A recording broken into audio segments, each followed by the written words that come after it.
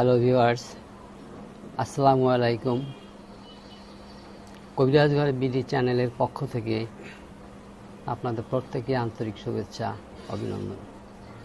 বন্ধুরা, আমি দীর্ঘদিন পর আবার ভিডিওতে এসেছি আপনাদের সাথে স্বাস্থ্য বিষয়ক কিছু আলাপ আলোচনা করার উদ্দেশ্যে। বন্ধুরা, ইতিপূর্বে আপনারা আমার অনেক ইউটিউবে ভিডিও দেখেছেন, তা আমি সব সময় মানুষের স্বাস্থ্য সচেতনামূলক আলোচনা করি। তো বন্ধুরা, যে কথাটি আমি আলোচনা করব, মূল কথায় আসি। যৌন জীবনে আনন্দিত হওয়ার জন্য আমাদের এই সমাজে অনেক পুরুষই আছে ভায়াগ্রা জাতীয় উত্তেজক মেডিসিন সেবন করে স্বামী স্ত্রী দৈহিক মেলামেশা করেন। বন্ধুরা, প্রকৃত যে একটা শক্তি বা এনার্জি একটা পুরুষের ভিতরে থাকে, হয়তো দেখা যায় এই শক্তি এনার্জিতে সে পরিপূর্ণ তুষ্ট নয়, সে চায় আরও একটু বেশি এনার্জি তৈরি করতে। বিধায় সে ভায়াগ্রা জাতীয় কিছু উত্তেজক মেডিসিন খেয়ে প্রতিনিয়তই স্বামী স্ত্রী যৌন জীবন পার করেন।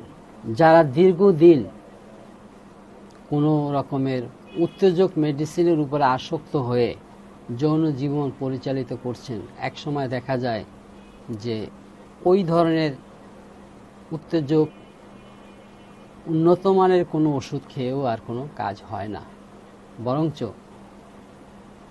অতীতের ওই ওষুধগুলি, ড্রাগসগুলি নেওয়ার কারণে তার দেহে অনেক রোগ ব্যাধি সৃষ্টি হয়ে যেতে পারে। তাদের উদ্দেশ্যে আমি বলবো যে না, আমরা কোনো যৌন উত্তেজক রাসায়নিক কোনো কেমিক্যালযুক্ত ওষুধ খাবো না। আমরা প্রকৃত মেডিসিন, হার্বস বা প্রাকৃতিক জিনিসটা খেয়ে যদি সুস্থ হতে পারি বা সুস্থ থাকতে পারি, এটাই স্বাস্থ্যের জন্য, দেহের জন্য ভালো। তো বন্ধুরা, আজ আমি এমনই 5টি টিপস আপনাদেরকে বলবো। আমি আশা করি যে এই 5টি হার্বস বা ভেষজ আপনি যদি নিয়মিত 40 দিন সেবন করতে পারেন, ইনশাআল্লাহ আল্লাহ যতদিন আপনাকে হায়াতে বাঁচিয়ে রাখবে, যৌন জীবনে কোনো ভোগান্তি হবে না। পর্যায়ক্রমে আপনার যৌন শক্তি বাড়তেই থাকবে। তো বন্ধুরা, আমি আমার প্রথম টিপসটি বলছি। হিং একটা মশলা জাতীয় ওষুধে ভেষজ ঔষধ।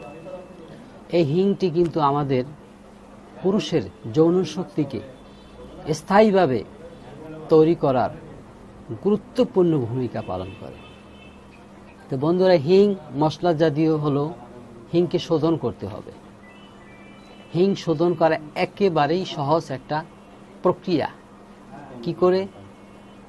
আপনি বাজার থেকে 50 গ্রাম হিং কিনে নিয়ে আসবেন, বাসায় এনে লোহার কড়াইয়ের ভিতরে 2 চামচ ঘি দিয়ে ওই হিংটাকে টুকরো টুকরো করে কেটে ওই লোহার কড়াইয়ে 2 চামচ ঘি দিয়ে ওই হিংগুলোকে ভাজতে হবে।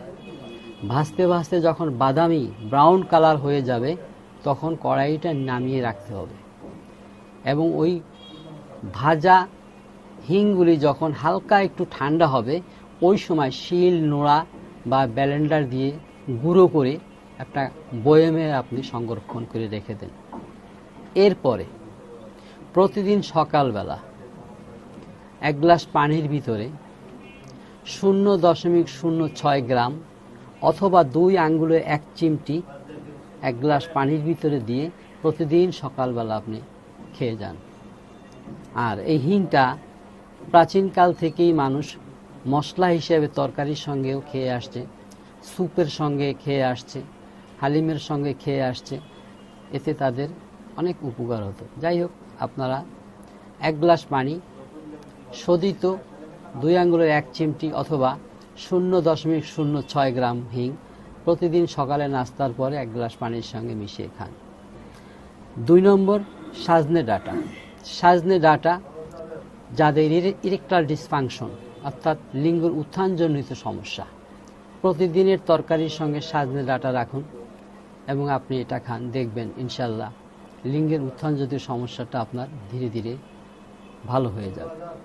জিরা, মশলা হিসেবে আমরা যে জিরাটা খাই এটা কোনো শোধন করতে হয় না। আপনি নিশ্চয়ই চা খাওয়ার মতো অভ্যাস যদি থাকে তাহলে প্রতিদিন 1 বার বা 2 বার যখনই চা খাবেন, চায়ের মধ্যে মশলা জিরা 2 আঙ্গুলের 1 চিমটি জিরা দেবেন। 2-3 মিনিট চায়ের ভিতর জিরা ভিজে যাওয়ার পরে আপনি ওই চাটা খাবেন, হয়তো সকালে 1 কাপ বা রাত্রে 1 কাপ। এরপরে আদা, আপনি প্রতিদিন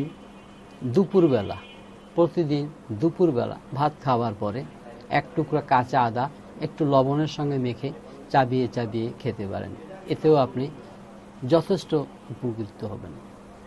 5 নম্বর আছে রসুন। রসুনের বিকল্প কিছুই নেই। প্রতিদিন রাতে 1 ফালি রসুন একটু মধুর ভিতরে চুবিয়ে মুখে দিয়ে চাবিয়ে চাবিয়ে খান। বন্ধুরা, এই যে আমি 5টি টিপস আপনাদেরকে বললাম, আপনারা 40 দিন এই 5টি টিপসের যে কোনো একটি টিপস ব্যবহার করবেন, ইনশাল্লাহ আপনি যৌন জীবনে কোনো দুর্বলতায় থাকবেন না। বন্ধুরা, যদি আপনারা চান আমাদের সঙ্গেও যোগাযোগ করতে পারেন, আমরা আপনাদেরকে পরামর্শ দেব এবং ইনশাল্লাহ যাতে সুস্থ সুন্দরভাবে বেঁচে থাকতে পারেন এটাই আপনাদের প্রতি আমাদের কামনা। বন্ধুরা, আমার এই ভিডিওটি যদি আপনাদের কাছে ভালো লাগে তাহলে আমাদের চ্যানেলটিকে সাবস্ক্রাইব করুন, লাইক এবং কমেন্টস করবেন এবং পাশে থাকা বেল আইকনে ক্লিক করবেন। ধন্যবাদ।